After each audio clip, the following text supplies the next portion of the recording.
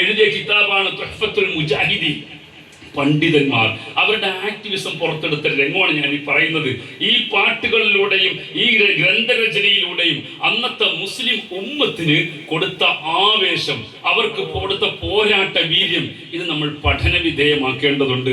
അന്ന് ഉലമ ആ ദൗത്യം നിർവഹിച്ചില്ലായിരുന്നുവെങ്കിൽ ഇന്ന് കേരളം ഒരു ഗോവയാകുമായിരുന്നു എന്നാണ് ഞാൻ പറഞ്ഞു വന്നത്. നിങ്ങളൊന്ന് ചിന്തിച്ചു നോക്കൂ പ്രിയപ്പെട്ടവരെ. ഈ തുഹ്ഫത്തുൽ മുജാഹിദീൻ എന്ന് പറയുന്ന ഗ്രന്ഥത്തെ കുറിച്ച് KKM ഗ്രൂപ്പിനെ പോലത്തെ കാലിക്കറ്റ് യൂണിവേഴ്സിറ്റിയിലെ റിട്ടയർഡ് വിസിമാർ പറയുന്നത് കേരള ചരിത്രം എഴുതിയ ആദ്യ കൃതി, ആധികാരിക കേരള ചരിത്രം പഠിക്കാൻ പറ്റുന്ന ആദ്യ കൃതി എന്ന് വിശേഷിപ്പിക്കപ്പെടുന്നത് തുഹ്ഫത്തുൽ മുജാഹിദീനാണ്. ചെറിയ സൈനുദ്ദീൻ മഖ്ദൂം റളിയല്ലാഹു അൻഹു അല്ലേ, ആ മഖ്ദൂം തന്നെയാണ് ഫത്ഹുൽ മുഈൻ എഴുതിയത്. ലോകത്തെ ഏറ്റവും വലിയ ഇസ്ലാമിക് യൂണിവേഴ്സിറ്റിയായ ഈജിപ്തിലെ അൽ അസ്ഹർ യൂണിവേഴ്സിറ്റിയിലെ സിലബസിലുള്ള കിതാബാണ് ഏത് ഫത്ഹുൽ മുഈൻ. ആഫ്രിക്കൻ രാജ്യങ്ങളിൽ വരെ ദർസ് എടുക്കപ്പെടുന്ന കിതാബാണ് ഫത്ഹുൽ മുഈൻ. ഈ ഫത്ഹുൽ മുഈൻ രചിച്ച അതേ മഖ്ദൂം റളിയല്ലാഹു അൻഹു ആണ് പോർച്ചുഗീസ് വിരുദ്ധ പോരാട്ടത്തിന് മുസ്ലിം ഉമ്മത്തിന് നേതൃത്വം നൽകിയത്. ഞാൻ പറഞ്ഞു വരുന്നത്, വീണുപോയ സന്ദർഭങ്ങളിൽ മുസ്ലിം ഉമ്മത്തിന് തുണയായത് ഉലമ ആണ്.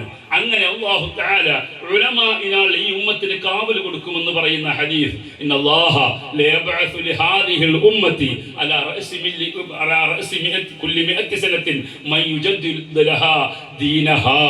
ഓരോ നൂറ്റാണ്ടിന്റെയും തുടക്കത്തിൽ ഈ ഉമ്മത്തിനെ നവോത്ഥാനപ്പെടുത്താൻ, ഈ ഉമ്മത്തിനെ ഉദ്ധരിക്കാൻ ഒരു നവോത്ഥാന നായകനെ അല്ലാഹു തആല പറഞ്ഞേക്കുമെന്ന് മുഹമ്മദ് റസൂലുള്ളാഹി സ്വല്ലല്ലാഹു അലൈഹി വസല്ലം തങ്ങൾ പറഞ്ഞിട്ടുണ്ട്. ആ ഹദീസ് വിശദീകരിക്കാൻ വേണ്ടി ഇമാം സുയൂത്ത് റളിയല്ലാഹു അൻഹു ഗ്രന്ഥരചന നടത്തിയിട്ടുണ്ട്. 1-ാം നൂറ്റാണ്ടിൽ ഉമർ ഇബ്നു അബ്ദുൽ അസീസ് ആണ് വന്നതെന്ന് പറയുന്നു. 2-ാം നൂറ്റാണ്ടിൽ ഇമാം ഷാഫിഈ തങ്ങളാണ് വന്നതെന്ന് പറയുന്നു. അങ്ങനെ ഓരോ നൂറ്റാണ്ടിന്റെയും നവോത്ഥാന നായകന്മാരെ, മഹാന്മാരെ എണ്ണി പറയുന്നുണ്ട്. 5-ാം നൂറ്റാണ്ടിൽ ഗസാലി ഇമാമാണ്, 6-ാം നൂറ്റാണ്ടിൽ റാസി ഇമാമാണ്. അങ്ങനെ പണ്ഡിതന്മാർ വിശദീകരിക്കുന്നുണ്ട്. ഞാൻ പറഞ്ഞു വന്നത്, ഉലമ നിർവഹിച്ച ദൗത്യമാണ് ഉമ്മത്തിന് ഇന്നും കാവലാകുന്നത്. ഇനി സമസ്തയിലേക്ക് വരാം. എങ്ങനെ ഈ ഒരു ആക്ടിവിസത്തിന്റെ ഭാഗമായിട്ടാണ് സമസ്തയും പിറവിയെടുക്കുന്നത്? എന്താണ് സമസ്തയുടെ പിറവിക്കുള്ള കാരണം, പശ്ചാത്തലം? 1921 മാപ്പിള ലഹളയാണ്. മാപ്പിള ലഹളയുടെ കാരണം നമുക്കറിയാം. എന്താണ് മാപ്പിള ലഹളയുടെ കാരണം? ഖിലാഫത്ത് പ്രസ്ഥാനം രൂപപ്പെടുകയാണ്. ഖിലാഫത്ത് പ്രസ്ഥാനം രൂപപ്പെട്ടത് എങ്ങനെയാണ്? ഇന്ത്യൻ സ്വാതന്ത്ര്യ സമരത്തിന്റെ ഭാഗമല്ല അത് യഥാർത്ഥത്തിൽ, മറിച്ച് ലോകത്ത് മുസ്ലിങ്ങൾക്ക് ഒരു ഖലീഫ വേണമെന്നത് പൊതു നിയമമാണ്. ആകെ ഉണ്ടായിരുന്നത് ഉസ്മാനിയ ഖിലാഫത്താണ്. ഒട്ടോമൻ എന്ന് പറയുന്ന, നമ്മൾ പറയുന്ന തുർക്കി കേന്ദ്രീകരിച്ച്, ഇസ്താംബുൾ കേന്ദ്രീകരിച്ചുള്ള ഉസ്മാനിയ ഖിലാഫത്ത്, സുൽത്താൻ അബ്ദുൽ ഹമീദിന്റെ നേതൃത്വത്തിലുള്ള ആ ഉസ്മാനിയ ഖിലാഫത്തിനെ 1-ാം ലോക മഹായുദ്ധത്തിൽ ബ്രിട്ടൻ തകർക്കുന്നു. ചതിയിലൂടെ, വഞ്ചനയിലൂടെ. എങ്ങനെയാണ് ബ്രിട്ടൻ അത് തകർത്തത് എന്നൊരു പഠനം നമ്മൾ നടത്തിയാൽ അത്ഭുതപ്പെട്ടു പോകും. ഇന്ന് നാം കാണുന്ന പശ്ചിമേഷ്യൻ രാജ്യങ്ങൾ അല്ലെങ്കിൽ ഗൾഫ് രാഷ്ട്രങ്ങൾ, ചെറിയ ചെറിയ കഷ്ണങ്ങളായിട്ട് ബഹ്റൈൻ, ഖത്തർ, ഒമാൻ, കുവൈത്തൊക്കെ പറഞ്ഞ് കഷ്ണമായി കിടക്കുന്ന ഈ രാജ്യങ്ങളൊക്കെ അന്ന് ഒട്ടോമൻ ഖിലാഫത്തിന്റെ കീഴിലായിരുന്നു. ഓരോ ഗവർണർമാരുടെ കീഴിലായിരുന്നു. അതെല്ലാം ഖിലാഫത്തിന്റെ കീഴിൽ നിന്ന് അടർത്തി മാറ്റാൻ വേണ്ടി ബ്രിട്ടീഷുകാർ ഉണ്ടാക്കിയ കുറെ മൂവ്മെന്റുകളുണ്ട്. ഓരോ നാട്ടിലും തിരുപ്പന്മാരെ ഉണ്ടാക്കി, ഭരണവിരുദ്ധ വികാരം ഉണ്ടാക്കി, യുവാക്കളെ പിരിയേറ്റി, അങ്ങനെ ഓരോ മൂവ്മെന്റുകൾ ഉണ്ടാക്കി. അക്കൂട്ടത്തിൽപ്പെട്ട ഒരു മൂവ്മെന്റ് ആണ് വഹാബിസം. ഇബ്നു അബ്ദുൽ വഹാബ് എന്ന് പറയുന്ന മുജാഹിദ് പ്രസ്ഥാനം ഉണ്ടാക്കിയ ആ അദ്ദേഹത്തിന്റെ നേതൃത്വത്തിലുണ്ടായ വഹാബിസം, അവർ നടത്തിയ സംഘർഷഭരിതമായ നീക്കത്തിലൂടെയാണ് സൗദി അറേബ്യ അടക്കമുള്ള രാജ്യം വഹാബിസത്തിലേക്ക് പോകുന്നത്, അല്ലെങ്കിൽ തുർക്കിയുടെ കയ്യിൽ നിന്ന് അടർന്നു പോകുന്നത്. ആ ചരിത്രം നമ്മൾ ശരിക്കും പഠിക്കണം. പിൽക്കാലത്ത് തുർക്കി നശിപ്പിക്കപ്പെടുകയും തുർക്കിയിലെ മുസ്ലിം ചിഹ്നങ്ങൾ ഇല്ലാതാക്കാൻ വേണ്ടി അത്താതുർക്ക് എന്ന് അവർ വിളിക്കുന്ന, ചരിത്രം പിന്നീട് കുത്താതുർക്ക് എന്ന് വിളിക്കുന്ന മുസ്തഫ കമാൽ പാഷ എന്ന് പറയുന്ന തുർക്കിയുടെ പരമാധികാരിയായി ഒരു ജൂതചാരനെ ബ്രിട്ടൻ അവരോധിക്കുകയാണ്. അദ്ദേഹം ഭാഷ നിരോധിച്ചു, അറബി നിരോധിച്ചു, തലപ്പാവ് നിരോധിച്ചു, താടി നിരോധിച്ചു, പെണ്ണുങ്ങൾക്ക് ബുർക്ക നിരോധിച്ചു. അങ്ങനെ എല്ലാ ഇസ്ലാമിക ചിഹ്നങ്ങളെയും തുർക്കിയിൽ നിന്ന് നിരോധിക്കുകയാണ്. യൂറോപ്പിന്റെ ഭാഗമായിട്ട് തുർക്കി നിൽക്കണം. തുർക്കി എന്ന് പറഞ്ഞ ഒരു യൂറോപ്യൻ രാജ്യമാണ്. യൂറോപ്പിന്റെ ക്യാൻസർ എന്നോ യൂറോപ്പിന്റെ രോഗി എന്നൊക്കെയാണ് അവർ വിളിക്കുന്നത്. കാരണം തുർക്കി ഒരു ഇസ്ലാമിക രാജ്യമായതുകൊണ്ട്. അപ്പൊ തുർക്കിയെ യൂറോപ്പിലെ ആ പുരോഗമന ചിന്തകൾ, അല്ലെങ്കിൽ നാം പറഞ്ഞ മോശപ്പെട്ട കൾച്ചറിലേക്ക് തുർക്കിയെ പരിണമിപ്പിക്കണമെങ്കിൽ ഇസ്ലാമിൽ നിന്ന് അവരെ അടർത്തി മാറ്റണം.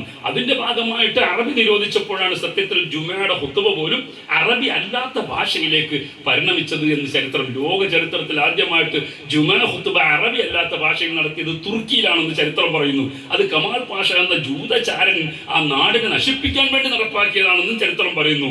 അന്ന് ബ്രിട്ടന്റെ കീഴിലേക്ക് ആ രാജ്യം കൂപ്പുകുത്തി. അന്ന് ബ്രിട്ടന്റെ കീഴിലുണ്ടായിരുന്ന ഇന്ത്യയിൽ, കേരളത്തിൽ, കൊച്ചിയിൽ 1938 ഇതേ പരിപാടി കൊച്ചിയിലെ ഹാജി അബ്ദുള്ള സേട്ട് പണിത പള്ളിയിൽ അവരും നടത്തി ഖുത്ബ പരിഭാഷ.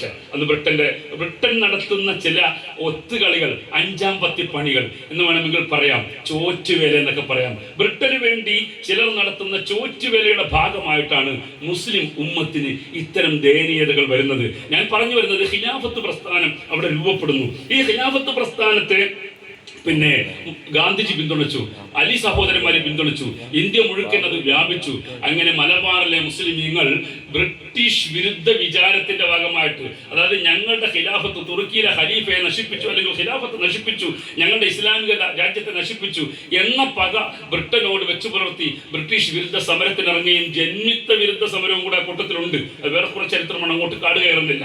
ആ സമരങ്ങളുടെ ഭാഗമായിട്ട് പിന്നെ മലബാറിൽ വമ്പൻ ലഹളകൾ നടക്കുന്നു, അല്ലെങ്കിൽ പോരാട്ടങ്ങൾ നടക്കുന്നു. ആ പോരാട്ടത്തെ ബ്രിട്ടീഷുകാർ സായുധമായി അടിച്ചമർത്തുന്നു.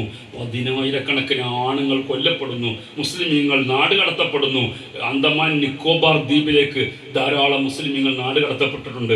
അന്തമാൻ നിക്കോബാർ ദ്വീപിൽ ഇപ്പോഴും അവിടെ ചില പ്രദേശത്തിന്റെ പേര് മഞ്ചേരി എന്നും കോട്ടക്കൽ എന്നും കൊണ്ടോട്ടി എന്നൊക്കെയാണ്. അത് ഇവിടെയുള്ള ആളുകളെ നാടുകടത്തിയിട്ട് അവർ പോയി ആ കാട്ടിൽ പേരിട്ടതാണ്. ആ അന്നൊരു ദ്വീപാണ്, ഒരു കാടാണ്. അത് പിന്നീട് ബ്രിട്ടീഷുകാർ ഡെവലപ്പ് ചെയ്യാൻ വേണ്ടി ഇവരെ കൊണ്ടുപോകുന്നു. ഇവരെ അവിടെ പിന്നെ അവിടെ തടവിൽ പ്രാർപ്പിക്കുന്നു. അവരോട് കാണിച്ച ക്രൂരതകളെ കുറിച്ച് നമ്മുടെ സഫാരി ചാനൽ, യൂട്യൂബ് ചാനൽ, നമ്മളെ സന്തോഷ് ജോർജ് കുളങ്ങര പറയുന്നുണ്ട്. അന്ന് നടന്ന ക്രൂരതകളെ കുറിച്ചൊക്കെ യൂട്യൂബിലുണ്ടാവും. ഞാൻ പറഞ്ഞു വരുന്നത്, എൻ്റെ പ്രിയപ്പെട്ടവരെ, ബ്രിട്ടീഷുകാർ അങ്ങനെ ധാരാളം മുസ്ലിമീങ്ങളെ കൊന്നൊടുക്കി. അതിനു മുമ്പ് പോർച്ചുഗീസുകാരും ആ ക്രൂരത ചെയ്തിട്ടുണ്ട്. നമ്മുടെ നാട്ടിൽ ഇപ്പോൾ ലോക കപ്പ്, വേൾഡ് കപ്പിന്റെ പേരിൽ നമ്മുടെ മുസ്ലിം ഉമ്മത്ത് മലബാറിൽ പ്രത്യേകിച്ച് കട്ടൗട്ടുകൾ വെക്കുകയാണ്. മെസ്സിയുടെയും റൊണാൾഡോയും റൊണാൾഡീഞ്ഞോയുടെയൊക്കെ വലിയ കട്ടൗട്ടുകൾ, 2500-ന്റെയും 5000-ന്റെയും 6000-ന്റെയും കട്ടൗട്ടുകൾ വെക്കുകയാണ്. പണ്ട് നമ്മുടെയൊക്കെ ഉപ്പാപ്പമാരുടെ നെഞ്ചത്തേക്ക് ഇവർ വെച്ച വെടി കാര്യം ഓർത്തിരുന്നുവെങ്കിൽ, ഇവർ കൊന്നുകൂട്ടിയ മുസ്ലിം ഉമ്മത്തിന്റെ എണ്ണം ഓർത്തിരുന്നുവെങ്കിൽ, നമ്മുടെ പെങ്ങന്മാരെ ഇവർ ബലാത്സംഗം ചെയ്ത കഥ ഓർത്തിരുന്നുവെങ്കിൽ, ഈ കട്ടൗട്ടുകൾക്ക് പിന്നാലെയൊന്നും ഈ മക്കൾ പോകില്ലായിരുന്നു.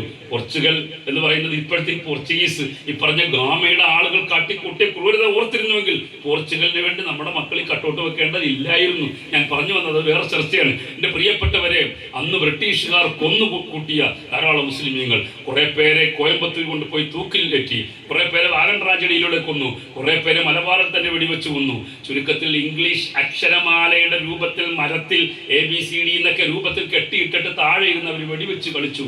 അങ്ങനെയൊക്കെ മുസ്ലിം ഉമ്മത്തിനെ വകവരുത്തി അവസാനം അവിടെ കുട്ടികളും പെണ്ണുങ്ങളുമായി മാത്രം ശേഷിച്ചു. മലബാറിൽ ഒരു നാട്ടിൽ ആണുങ്ങളില്ലാതെ കുട്ടികളും പെണ്ണുങ്ങളും മാത്രമാകുമ്പോൾ സംഭവിക്കാൻ സാധ്യതയുള്ള ഒരു അരക്ഷിതാവസ്ഥ നിങ്ങൾ ആലോചിച്ച് നോക്കൂ. വറുതി വന്നു, കൊടും പട്ടിണി വന്നു, പകർച്ചവ്യാധികൾ വന്നു, വല്ലാത്ത പ്രതിസന്ധി വന്നു. ആ സമയത്താണ് കാത്തിബ് മുഹമ്മദ് മൗലവി എന്ന് പറയുന്ന KM മൗലവി ബ്രിട്ടീഷുകാരെ പേടിച്ചിട്ട് കൊടുങ്ങല്ലൂരിലേക്ക് ഒളിച്ചോട്ടം നടത്തുന്നത്. ഇതിന്റെ ഭാഗമായിട്ട് അയാൾ പങ്കെടുക്കുന്നതിന്റെ പേരിൽ ബ്രിട്ടീഷുകാർ അയാൾക്കാരെ നീക്കം നടത്തിയപ്പോൾ അയാൾ ഒളിച്ചു പോയതാണ്. അങ്ങനെ അയാൾ കൊടുങ്ങല്ലൂരിൽ വന്ന് താമസിക്കുന്ന സമയത്താണ് അവിടെ ഉണ്ടായിരുന്ന വലിയൊരു പണക്കാരന്റെ സമ്പന്ന കുടുംബത്തിന്റെ മച്ചപ്പുറത്ത് താമസിക്കുമ്പോഴാണ് അവിടെ ഈജിപ്ഷ്യൻ പ്രസിദ്ധീകരണങ്ങൾ വരുന്നത്. നിങ്ങൾ ശരിക്കും മനസ്സിലാക്കണം, കേരളത്തിലെ വഹാബിസത്തിന്റെ ആശയം കിട്ടിയത് എവിടെ നിന്നാണ്? ഈജിപ്തിൽ നിന്നാണ്. ഈജിപ്ഷ്യൻ വഹാബിസമാണ്, സൗദി വഹാബിസം അല്ല കേരളത്തിലെ വഹാബിസം. ഈജിപ്ഷ്യൻ വഹാബിസത്തിന്റെ സ്ഥാപകരാര ജമാലുദ്ദീൻ അഫ്ഗാനി, മുഹമ്മദ് അബ്ദു, റഷീദുർ റിള. ആരാ ഇവരൊക്കെ? നമ്മൾ പറയണ്ട. 2002 മുജാഹിദ് 2 ഗ്രൂപ്പായി പിളർന്നു. KNM മടവൂരുമായിട്ട് പിളർന്നു. അന്ന് മടവൂർ ഗ്രൂപ്പിനെതിരെ KNM ആരോപിച്ചത് നിങ്ങളുടെ കയ്യിലിരിക്കുന്നത് ഈജിപ്ഷ്യൻ വഹാബിസമാണെന്നാണ്, പക്ക യുക്തിവാദമാണെന്നാണ്. അങ്ങനെ ആരോപിച്ചപ്പോൾ അവർ പറഞ്ഞു, നിങ്ങളുടെ നേതാക്കന്മാരാരാണെന്നറിയുമോ? ജമാലുദ്ദീൻ അഫ്ഗാനിയും റഷീദുർ റിളയും മുഹമ്മദ് അബ്ദു ഒക്കെയാണ്. അവരാരാണെന്നറിയോ? മോഡേണിസത്തെ, യൂറോപ്യൻ കൾച്ചറിനെ ഇസ്ലാമിലേക്ക് കടത്തിക്കൂട്ടിയ ചാരന്മാരാണെന്നൊക്കെ എഴുതി പിടിപ്പിച്ചു. എത്രത്തോളം ജമാലുദ്ദീൻ അഫ്ഗാനിയെ കുറിച്ച് പറഞ്ഞു, അനവധി പ്രാവശ്യം പാരീസിലേക്ക് വിമാനം കയറിയിട്ടും ഒരിക്കൽ പോലും അയാൾ മക്കത്തേക്ക് പോയിട്ടില്ല, ഹജ്ജിന് പോയിട്ടില്ല എന്ന് ഇവരുടെ പുസ്തകത്തിലുണ്ട്. ഇപ്പോൾ ആക്ഷേപം പറയുന്നുണ്ട്. റഷീദുർ റിളയുടെ അൽമനാർ, തഫ്സീറുൽ മനാർ എന്ന് പറയുന്ന തഫ്സീറുണ്ട്. ആ തഫ്സീറിനോടുള്ള സ്നേഹം കൊണ്ടാണ് കേരളത്തിലെ മുജാഹിദ് പ്രസ്ഥാനം അവരുടെ പ്രസിദ്ധീകരണമായ അൽമനാർ കൊണ്ടുവരുന്നത്. അൽമനാർ എന്ന് പറയുന്നത് തഫ്സീറുൽ മനാറിനോടുള്ള മഹബത്ത് കൊണ്ടാണ്. തഫ്സീറുൽ മനാറിൽ എന്താ ഉള്ളത്? مرحبا بالقائل ذلا مرحبا مرحبا